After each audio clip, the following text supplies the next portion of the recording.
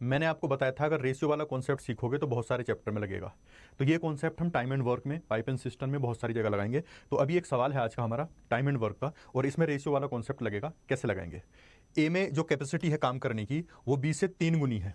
तो हम बोल रहे हैं बी अगर मान लें हम 1 है तो ए कितना होगा 3। फिर हमने देखा कि इनकी एफिशिएंसी यानी कि क्षमता का रेशियो बन गया 3:1। तो क्षमता और समय यानी कि एफिशिएंसी और टाइम एक दूसरे का उल्टा होता है, तो ये 1:3 हो जाएगा। अब वो बोल रहा है ऐसा करने से वो 20 से 20 दिन कम में काम पूरा कर लेता है।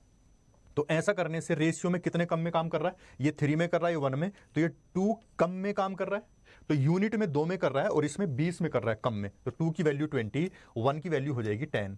जब 1 की वैल्यू 10 है तो उसको ए का टाइम कितना होगा? 1 × 10, इसका टाइम होगा 3 × 10। यानी कि ए किसी काम को 10 डेज में करता है, या जो भी उसने दे रखा है कितने 20 से 20 दिन, हाँ दिन दे रखे हैं, तो बी करेगा 3 × 10 यानी कि 30 डेज में। तो इनका एलसीएम निकाल लेंगे 30, यानी कि टोटल वर्क कितना हुआ 30। तो अब वो बोल रहा है कि बी अकेला उस काम को कितनी देर में करेगा? बी करेगा इसी 30 यूनिट काम को। बी की एफिशिएंसी कितनी थी? यहां से हम देखेंगे बी की एफिशिएंसी 1, तो 1 की एफिशिएंसी से 30 काम करेगा 30 यूनिट में, 30 डेज में।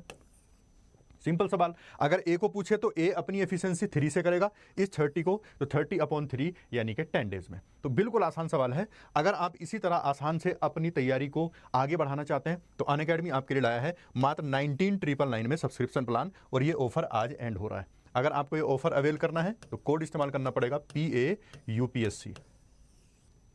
अगर आप इसी लिंक ये डिस्क्रिप्शन में दिया गया आपको, अगर आप इसी क्वेश्चन को थोड़ा सा 2-3 बार प्रैक्टिस कर लोगे तो बिना पेन उठाए भी ये सवाल किया जा सकता है। सिर्फ देख के आंसर आ जाएगा। ये बिना पेन उठाए वाले ये भी मैं आपको बताऊंगा कैसे एग्जाम में जाके करना है।